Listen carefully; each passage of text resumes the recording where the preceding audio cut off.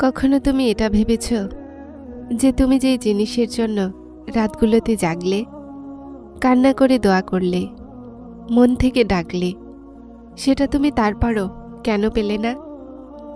তুমি এতটা পরিশ্রম, এতটা দোয়া করলে, তারপরও সবকিছু কেন নীরব থাকলো? শেষমেশ আল্লাহ কেন চুপ আছেন? কিছু দোয়াগুলো রাস্তাতেই থেমে যায়। আজ আমরা এই রহস্যই খুলব। হয়তো তোমার মনেও সেই একই কষ্ট আছে যে যখন তুমি সবকিছু আল্লাহর ওপরে ছেড়ে দিলে, তখনও সেই জিনিস পেলে না যেটা তুমি চাইলে। কিন্তু তুমি কি কখনো ভেবেছ হয়তো এই নীরবতার পিছনেও কোনো রহস্য লুকিয়ে আছে, কোনো এমন হিকমত আছে যা তুমি এখন বুঝতে পারছ না?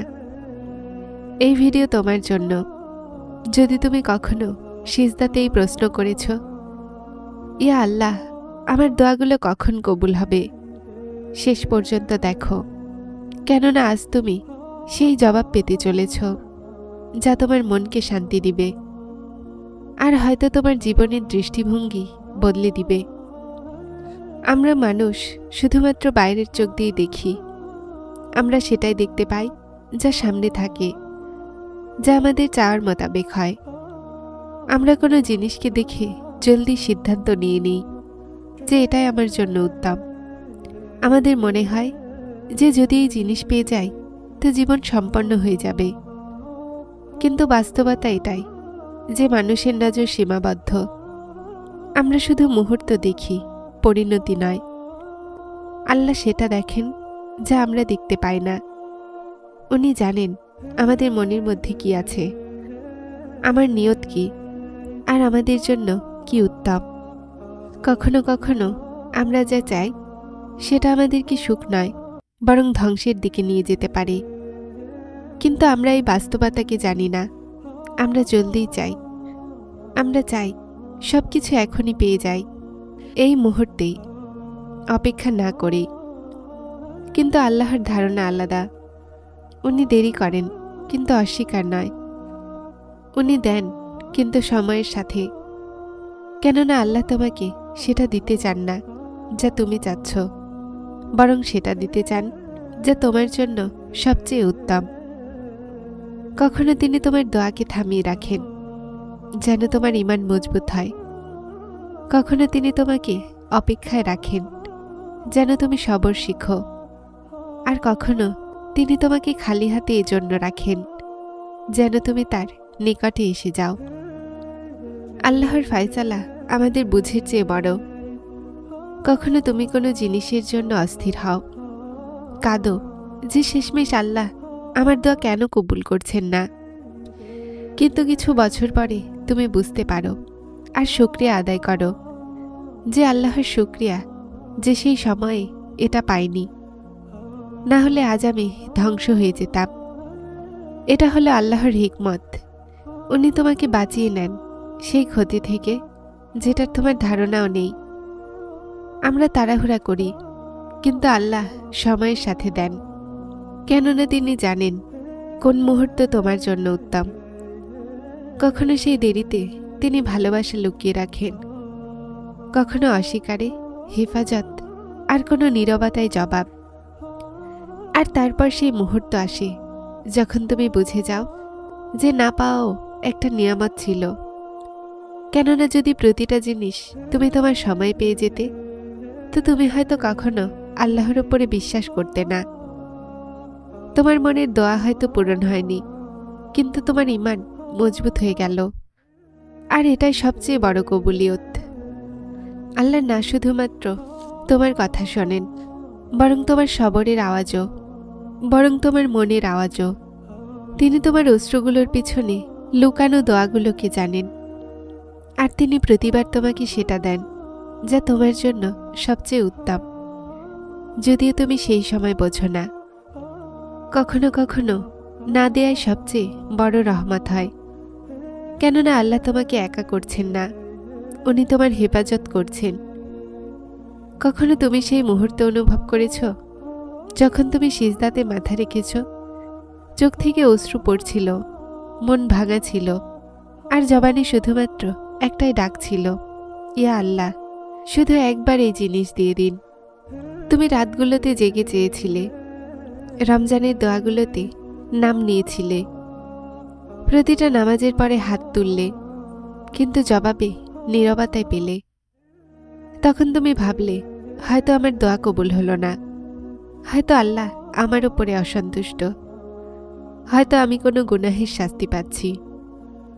কিন্তু তুমি কি কখনো এটা ভেবেছ যে হয়তো আল্লাহ তোমাকে সেই জিনিস দিচ্ছেন না, কেননা তিনি জানেন যে সেটা তোমার জন্য নয়।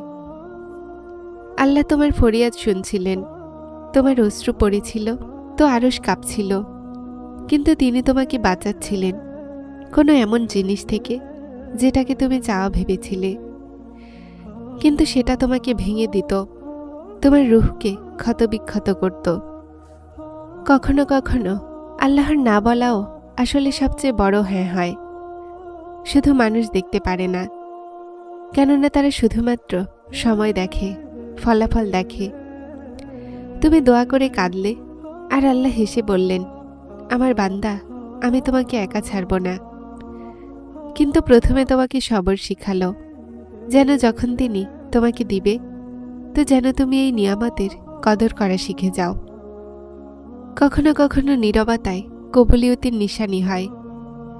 আল্লাহর জবাব সবসময় ভাষায় আসে না, কখনো সেটা দেরিতে আসে, কখনো উত্তম সুরতে, আর কখনো তোমার মনের শান্তিতে। তাই যদি আজ তোমার দোয়া কবুল হচ্ছে না, হতাশ হও না। হয়তো সেটা তোমার নয়, বরং তোমারই জন্যই। আর আল্লাহ সেটাকে তার নিজের সময়ে পাঠাবেন। কোরআনে আল্লাহ বলেন, আর হতে পারে তুমি কোনো জিনিসকে পছন্দ করো, সেটা তোমার জন্য খারাপ। সূরা বাকারা 216। কতটা গভীর বার্তা! একটা এমন আয়াত যে যদি মানুষ বুঝে নেয় তো তার জীবন বদলে যাবে। আমরা সেটা চাই যা আমাদের ভালো লাগে, কিন্তু আল্লাহ সেটা দেন যা আমাদের জন্য সত্যিই ভালো। আমরা যেন জিনিসকে নিজের খুশি ভেবে নিই। একটা সম্পর্ক, একটা উদ্দেশ্য, একটা স্বপ্ন, একটা আশা। আমরা বলি, ইয়া আল্লাহ, শুধু এটা দিয়ে দিন। কিন্তু আল্লাহ জানেন, যদি এটা পেয়ে যাও তো তুমি নিজেকে হারিয়ে ফেলবে। আল্লাহ তোমার ভবিষ্যৎকে জানেন, তুমি শুধুমাত্র পরিস্থিতিকে দেখো। তিনি তোমার মনের কৈফিয়তকে জানেন, তুমি শুধুমাত্র বাইরের চাকচিক্যকে দেখো। কখনো কখনো তিনি তোমার থেকে কিছু কেড়ে নেন, যেন তোমাকে নিজের সাথে মেলাতে পারেন। সেই দরজা বন্ধ করে দেন, যেন তুমি তার দরজাতে কড়া নাড়ো। উনি মানুষগুলোকে তোমার থেকে দূর করে দেন, যেন তুমি শুধুমাত্র তারই নিকটবর্তী হয়ে যাও। তুমি ভাবো এই সব কিছু ক্ষতি, কিন্তু আসলে এই সব কিছু হেফাজত। কখনো তিনি তোমাকে দেরিতে দেন, যেন তুমি শুকরিয়ার যোগ্য হও, নাকি অহংকার। উনি তোমার পরীক্ষাকে লম্বা করেন, যেন তোমার ঈমান গভীর হয়ে যায়। যখন তুমি ক্লান্ত হয়ে হার মানো, তিনি দেখেন যে তুমি এখনো তার উপরে ভরসা করো কি না। আল্লাহর সিদ্ধান্ত দেরি নয়, বরং হিকমত লুকিয়ে থাকে।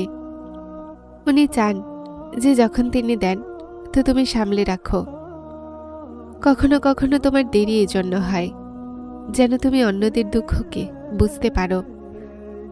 যখন তুমি দোয়া করো তো জবাব না আসে, তাহলে বোঝো আল্লাহ বলছেন, আমি তোমাকে ভুলিনি, শুধু তোমার জন্য উত্তম সময় তৈরি করছি। তোমার অশ্রু, তোমার রাতগুলোর দোয়াগুলো, সেই সব কিছু আকাশে সংরক্ষিত আছে। ফেরেশতারা সেগুলোকে লিখে, আর আল্লাহ বলেন, এখন নয় আমার বান্দা, যখন সময় উত্তম হবে তখন দিব। তুমি ভাবো যে তুমি না চাইলে কিছুই পাও না, কিন্তু তিনি তো না চাইতেই দিয়ে দেন। কখনো তুমি কোনো জিনিসের পিছনে দৌড়াও আর সেটা তোমার থেকে দূরে চলে যায়, কেননা সেটা তোমার জন্য রহমত নয়, পরীক্ষা ছিল। তারপর কিছু সময় পরে আল্লাহ তোমাকে সেটা দেন যা তোমার মনের জন্য শান্তি হয়ে যায়। এটাই সেই মুহূর্ত হয় যখন তুমি ভাবো আল্লাহর ন্যায় উত্তমই ছিল। তাই এরপরে যখন তুমি দোয়া করো আর সেটা পূরণ না হয়, হতাশ হও না। এটা ভেবো না যে আল্লাহ তোমাকে ফেলে দিয়েছেন।